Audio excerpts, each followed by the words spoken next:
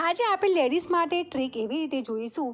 તો અત્યારે તમે જોઈ રહ્યા છો કે હું બંગડી પહેરવાની કોશિશ કરી રહી છું, તો બંગડી મારાથી પહેરાતી નથી। અમુક ટાઈમે જે હેવી બંગડી હોય છે તે આપણે સરળતાથી પહેરી શકતા નથી। તો આજે એવી ટ્રીક બતાવીશું કે ફટાફટ તૈયાર થવામાં આ પોલિથીન આપણને કેટલી કામ લાગશે। તો મેં આવી રીતે હાથમાં પોલિથીન પહેરી લીધી છે અને હું આવી રીતે ફટાફટ બંગડી પહેરી દઈશ। અને હા ફ્રેન્ડ્સ, આમાં પોલિથીન એવી લેવાની છે, થોડી આમ લીસી અને ચીકણી ટાઈપની હોય તે રીતની આપણે આ કોથળી લઈશું। મોસ્ટ ઓફ આપણે શાકભાજી લેવા જતા હોઈએ છીએ ત્યારે આપણને આવી પોલિથીન આપણે મળે છે।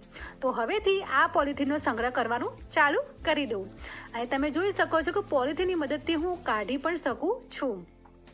તો આવી રીતે કાઢીને આપણે કોથળીની અંદર જ આપણે બંગડીને પણ આપણે સ્ટોર કરી શકીશું। તો પોલિથીન આપણને ઘણી બધી રીતે આપણને ઉપયોગીમાં રહેશે। તો આવી રીતે જો તમે જોઈ શકો છો કે હું આ પોલિથીનની અંદર બંગડી પણ સરળતાથી અંદર રાખી લઈશ। તો આવી રીતે આપણે બંગડીનો અલગ અલગ સાડી પ્રમાણે મેચિંગ સેટ બનાવીને પોલિથીનની અંદર નાખીને અને તેને ગાંઠ વાળીને આપણે એક જગ્યાએ પણ સ્ટોર કરી શકીએ, જેથી કરીને આપણે અર્જન્ટ ઇમરજન્સીમાં તૈયાર થવાનું હોય ત્યારે આપણને ફટાફટ બંગડીનો સેટ આપણે મળી શકે।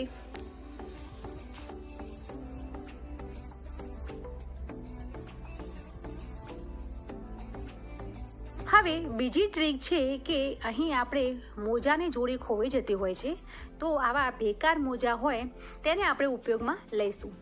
મેં અહીં મોજો પહેર્યો છે, તો તમે જોઈ શકો છો મોજો મેં સીધો નથી પહેર્યો, મેં ઊંધો કરીને પહેર્યો છે। આગળ હું તમને બતાવું કે તેનું આપણે શું કરીશું। તો આવી રીતે તમે જોઈ શકો છો કે મોજા ઉપર પણ મેં બંગડી પહેરી લીધી છે। તો બંગડી પહેરીને આપણે મોજાની અંદર કેવી રીતે સ્ટોર કરીશું તે હું તમને બતાવીશ। તો બંગડી પહેરી દીધી છે અને થોડી પાછળ કરીને મોજાને આવી રીતે ગોળ ગોળ ગોળ રીતે આંટી વાળીને તેની અંદર બંગડી ફસાવતા જઈશું અને ધીરે ધીરે બંગડી કાઢતા જઈશું અને મોજાની આંટી વાળતા જઈશું। આ ટ્રીક જે કાચની બંગડી હોય અથવા તો કોઈ ડાયમંડ બંગડી હોય અને કોઈ કિંમતી બંગડી હોય અથવા તો પાટલા હોય, તો તેને આવી રીતે આપણે સ્ટોર કરવાથી તેની ચમક અને તેની જે પોલિશ છે તે ક્યારેય ઝાંખી પડતી નથી। તો તમે જોઈ શકો છો આવી રીતે મેં તમને એક બંગડી નાખીને મેં તમને બતાવ્યું છે। તમે પૂરેપૂરો સેટ બનાવીને પણ નાખી શકો છો।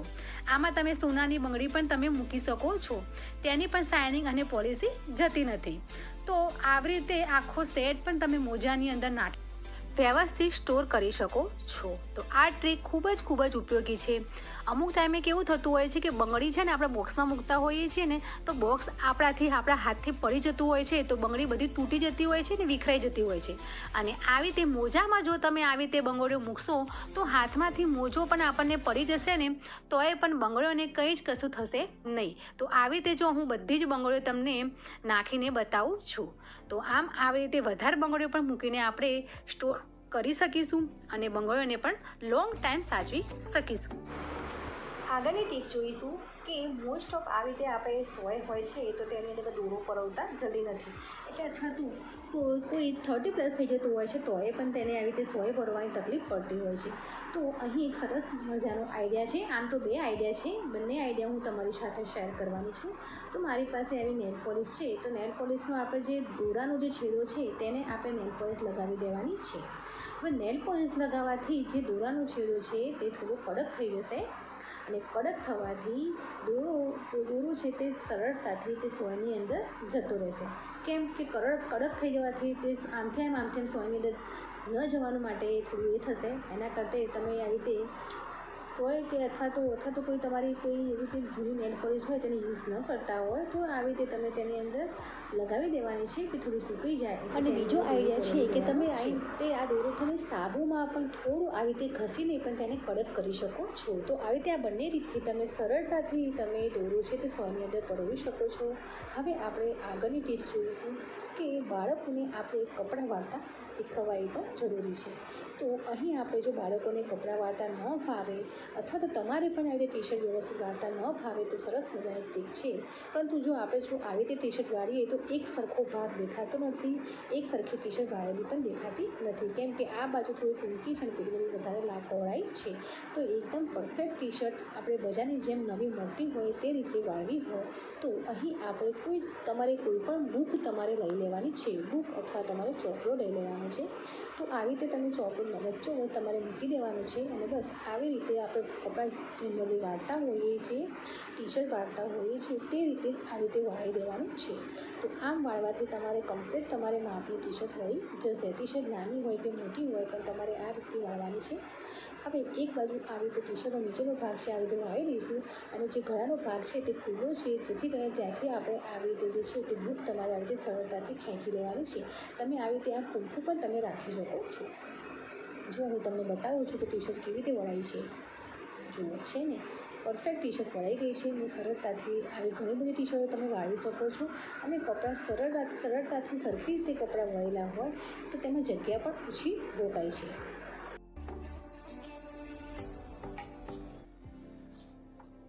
નેક્સ્ટ ટ્રીક છે કે જ્યારે આપણે લેગીસ અથવા તો જીન્સ પહેરીએ છીએ તો સરળતાથી આપણે પહેરી શકતા નથી અને અત્યારે તો સ્કિન ટાઈટ પણ લેગીસ અને જીન્સ મળતા થઈ ગયા છે. તો હું અત્યારે પહેરું છું તો હું સરળતાથી આપણે પહેરી શકાતા નથી. પગ અંદર ફસાઈ જતો હોય છે અને અમુક ટાઈમે તો નહીને આપણે બહાર આવ્યા હોય તો આપણો પગ ભીનો હોય છે, આપણું બોડી પણ થોડું મોઇશ્ચરાઇઝરવાળું હોય છે તો જલ્દી સરળતાથી આપણે પહેરી શકતા નથી. તો તેનો પણ એક ઉપાય છે. તો તેને પણ આ જ પોલિથીન હું એક પગે પહેરીને હું તમને બતાવીશ કે ફક્ત એક જ સેકન્ડમાં હું લેગીસ અને જીન્સ પહેરીને બતાવીશ. અને